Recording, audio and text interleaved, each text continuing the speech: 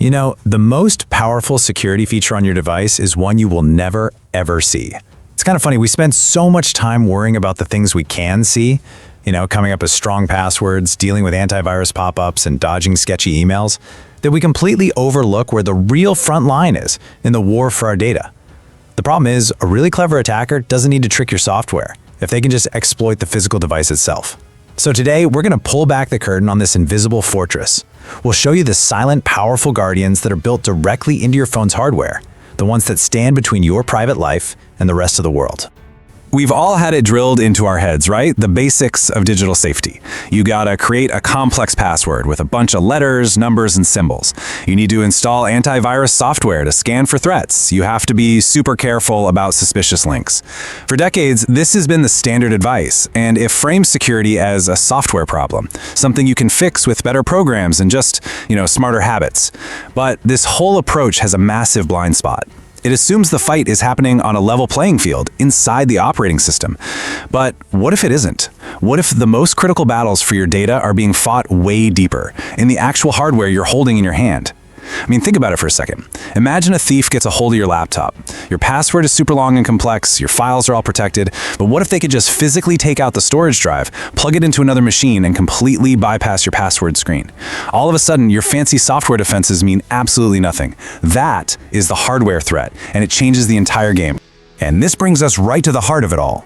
Apple's philosophy on this completely flips the script. Their whole approach is that the strongest defenses can't be programs you just install or uninstall. Nope. They believe security has to be made of physical components, literally etched into the silicon chips that act as the brain of your device. In other words, security isn't an app, it's part of the architecture. Think about it like building a bank vault. You don't just build a regular room and then slap a strong door on it and call it a day. Of course not. You design the vault from the very beginning with reinforced steel walls, a crazy complex locking mechanism, and a time-locked door, all built right into the building's foundation. Well, that's the principle here. These security features are part of the blueprint of the chip itself, decided long before anyone even writes the first line of code for iOS or macOS. It's a fortress built from the ground up, not just a fence put up as an afterthought. So today, we're going to take a tour of this invisible fortress. We'll explore the key hardware guardians that Apple has engineered to protect your information at every single level. First, we'll step into the digital vault, the very core of the system that holds your most sensitive secrets. Then, we'll meet the scrambler chip, which makes sure that even if data gets stolen, it's completely unreadable. After that, we'll check out the physical world defenses that protect you from being tricked or even spied on. And finally, we'll look at the application cage, which stops malicious software from running wild. So let's start our tour.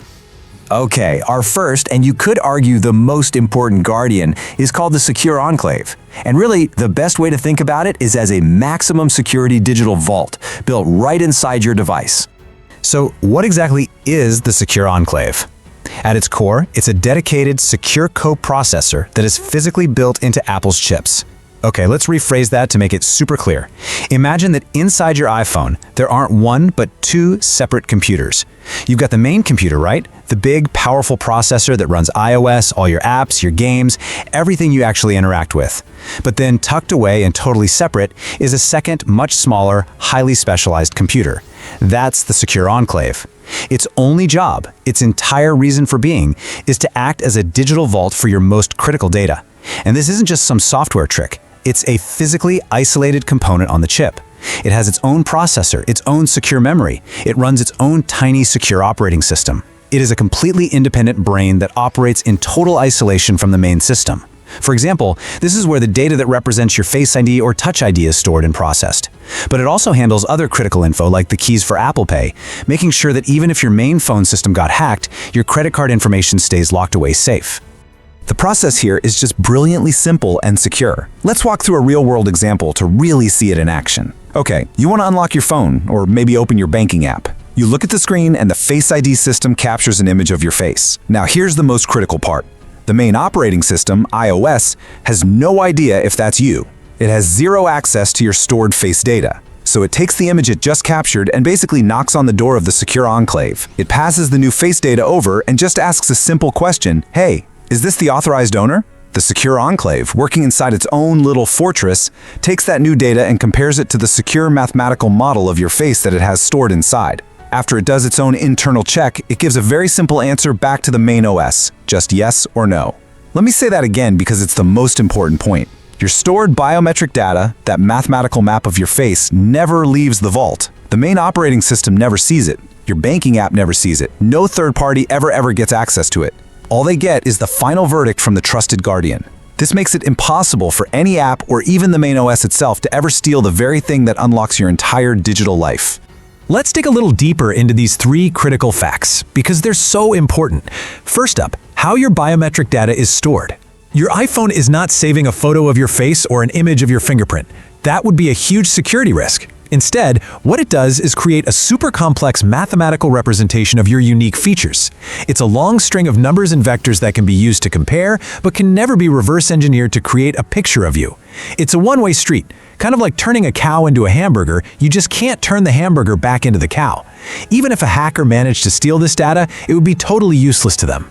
Second, the Secure Enclave has a massive job. It generates and protects the unique master encryption key for your device. This key is like the master key to every single locked door in your digital house. It's used to encrypt and decrypt all the data on your phone. And this key is created inside the Enclave, it lives inside the Enclave, and it never leaves the Enclave. And finally, let's talk about isolation. This isolation isn't just a software wall, it's physical. Even if some sophisticated virus managed to completely take over the main operating system, total control, it would just hit a dead end at the Secure Enclave. It's like a submarine with a sealed-off command module. The rest of the sub could be compromised, but that command module stays secure and operational, protecting the most vital secrets. This slide just illustrates the whole concept perfectly. Think of your phone as a house. The main operating system and all your apps are the living spaces, the kitchen, the bedrooms, the office. Now, a team of skilled thieves, let's say they're a virus, they manage to bypass the front door and take over the entire house. They can go through your drawers in the living room, they can read the mail on your desk in the office, they can access everything in the main part of the house. But when this house was built, a massive steel and concrete vault was constructed as part of the very foundation. It's not a safe that was just brought in and put in the closet, it is part of the structure itself. The thieves can bang on it, they can try to drill it, but they don't have the key or the combination, which don't exist anywhere else in the house, and they can't remove it because it's part of the foundation. That vault is the Secure Enclave. Even with total control of the house all around it, the thieves are completely powerless to get what's inside. The crown jewels, your biometric data, and your master keys, they remain perfectly safe. Okay, let's move on to our next guardian and see how it builds on the last one. If the Secure Enclave is the vault that protects the master key, then the AES engine is the guardian that actually uses that key to scramble all of your data. This slide gives you a perfect visual of what encryption really is. Encryption is just the process of taking plain, readable information, like a text message or a document, and using a secret key to scramble it into a completely unreadable format called ciphertext. As you can see, the simple readable sentence on the left gets transformed into that jumbled mess of characters on the right. Now, this isn't random, it's a very precise mathematical conversion, and without the correct key, that gibberish is impossible to turn back into the original message. This is the fundamental process that the AES engine performs on every single piece of data that gets saved to your device, making sure your information is always stored as a secret code. Just like the Secure Enclave, the AES engine is not a piece of software. It's a dedicated physical piece of hardware built directly into Apple's main processor. Its only purpose in life is to do one thing: encrypt and decrypt data. Let's put that another way. It's a specialist. While the main processor is a generalist, it has to juggle your apps, the graphics, the network. The AES engine is a master craftsman that only knows how to scramble and unscramble data. And because it's specialized hardware, it performs this task at incredible speeds, so fast that you don't even notice it's happening. This all happens inline, which means the encryption is applied in real time as data flows from the processor to the storage drive. For example, when you shoot a 4K video, a massive amount of data is being written to the drive every second. A software-based encryption system would really struggle to keep up, causing stuttering, lag, or slowdowns. But because the dedicated AES engine handles this, your phone's performance isn't affected at all. You get maximum security with zero performance penalty. The alien language analogy on this slide is just the perfect way to get this. Before any piece of your data, a photo, a note, a contact, is saved to the drive, the AES engine acts like a universal translator, converting it into a complex, unreadable alien language. Let's play out a worst-case scenario. A thief steals your MacBook from a coffee shop. They're not after the laptop itself, they want the sensitive financial documents and client lists they assume are on it. They take it back to their lab, physically open up the case, carefully remove the solid-state storage drive, and plug it into their own advanced data recovery machine. They're expecting to see folders named Documents and Photos, but instead, what they see is absolute chaos. Billions and billions of characters of meaningless gibberish. It's the alien language. There are no files, no folders, nothing recognizable at all. Why? Because the Rosetta Stone, the one key that can translate that language back into English, is not on the drive. It's generated by and locked away inside the secure enclave of the original MacBook, the one place they can never get to. This is the power of hardware encryption. It makes the data itself fundamentally worthless without the original matched hardware. Okay, so we've secured the keys and we've scrambled the data. But what about threats from the actual physical world? Let's look at how the hardware protects you from someone trying to trick your device or, listen in. Not all facial recognition systems are created equal, not by a long shot, and this slide shows you the crucial difference. A lot of systems rely on a simple 2D method. They just use the camera to take a flat picture of your face and compare it to a stored photo. The weakness here is pretty obvious. These systems can often be fooled by a high-resolution photograph or even a video of the owner. But Apple's Face ID is fundamentally different because it's a true 3D scanning system. It uses a specialized piece of hardware called a dot projector to blast over 30,000 invisible infrared dots onto your face. Then, another piece of hardware, an infrared camera, reads the distortion of that grid of dots to build a precise mathematical depth map.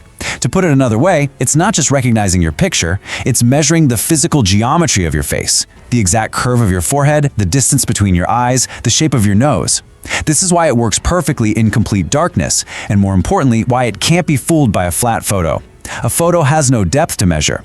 For example, this 3D map is so sophisticated, it can even adapt over time as you grow a beard, put on glasses, or wear a hat, because it's mapping the underlying structure of your face, not just what's on the surface.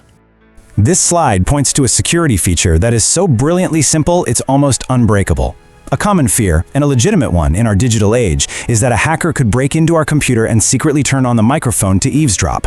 On most systems, the microphone is controlled by software, so a hacker who gets control of the software could theoretically turn the mic on without you ever knowing. But Apple tackled this problem not with better software, but with hardware. On modern MacBooks, there's a physical hardware switch connected to the lid.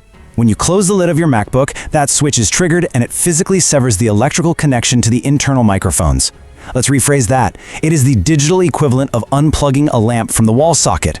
The lamp is still there, the bulb is fine, but there is zero electricity flowing to it. It is impossible for it to turn on. It's the exact same principle here.